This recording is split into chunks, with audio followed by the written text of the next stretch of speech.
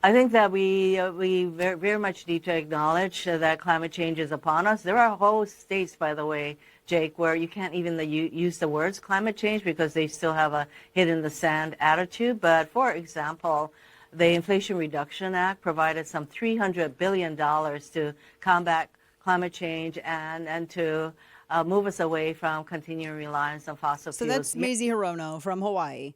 And I got some issues with some of the stuff she's saying here. Obviously, as you do too, like because it's not climate change. Welcome back to the program. Dana Loesch here with you. Bottom of this first hour. Listen coast to coast. Stream it. Watch the simulcast. YouTube. Direct TV channel 347. All kinds of good stuff. So, okay, I'm gonna pull this up because there were a question. I saw this circulating. People were asking about the role of the power lines. That's what I was trying to.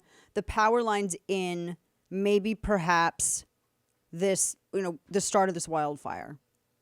And in fact, it's a couple of different law groups, Singleton, Schreiber, and the France Law Group, say that, they were looking at the ignition source of the fire.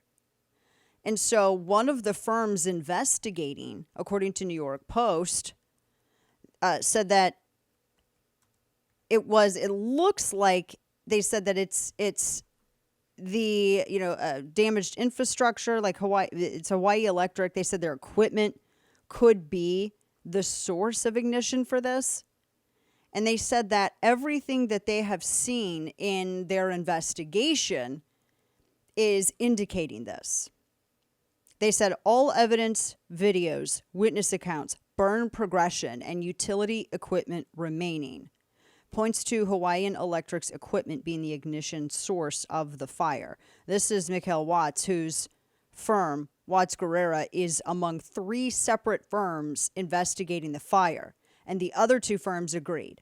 They said their independent investigations, each of them did their own, they say have resulted in the same conclusion. They're like, well, it looks like that's pretty significant. Now, Hawaiian Electric serves 95% of the state's residents. They said that they have not yet officially given the cause of the fire. They said much of the area still remains closed off, but that's what they're looking at. And this, to go on with this, they were saying what? I think as the fatality actually is rising to 89. Deadliest wildfire in modern U.S. history.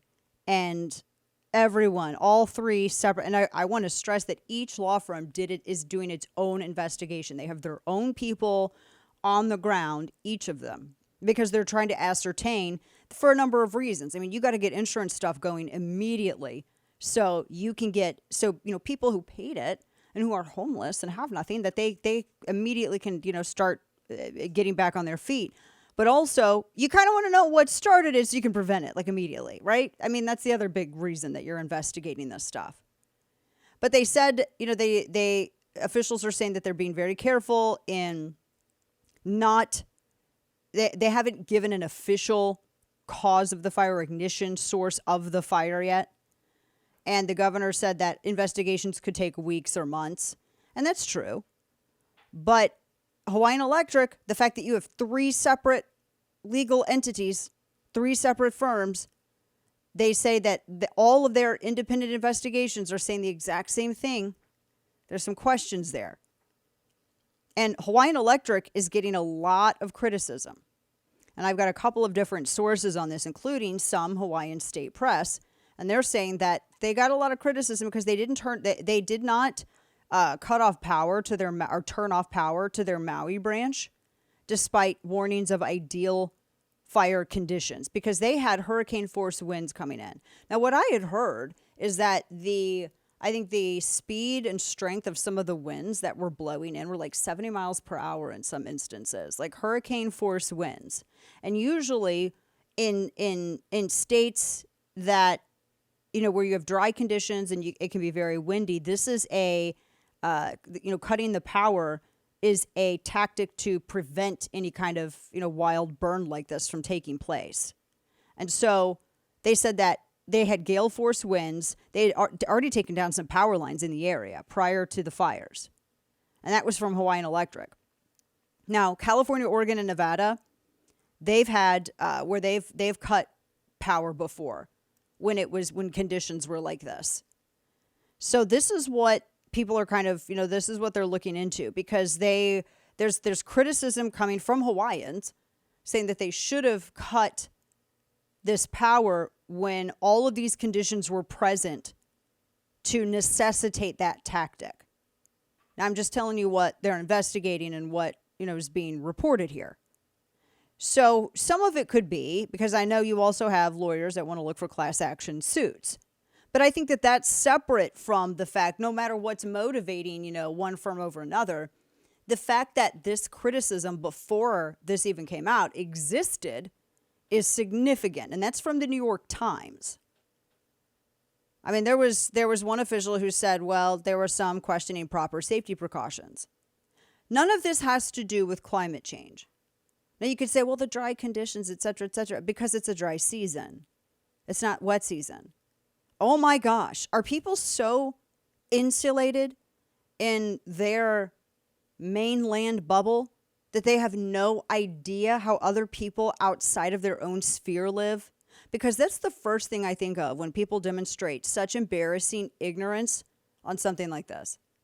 Learn a little bit about an area before you think that everything works like your, white bread suburban neighborhood. That's what I think of when all these progressives come out and they're like, oh, but this is that.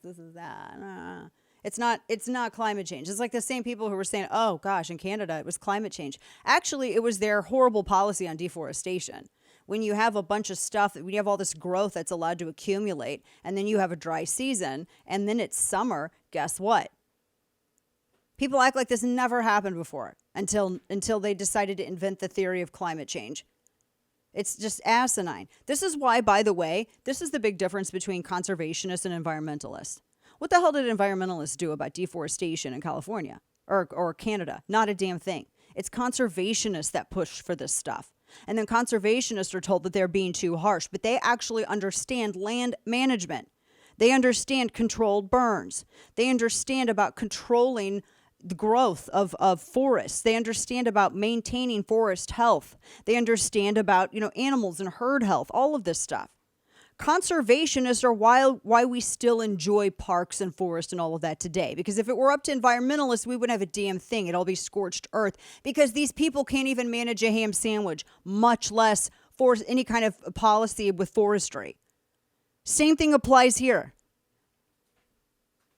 But they all go out and say climate change because they want to scare you into thinking that if you just give them their money, they'll throw it at the sun like a sacrifice, like a virgin in a pit or something. And then guess what? It'll all stop. It's not how this works. You just have to buy Al Gore's carbon credits. That's all.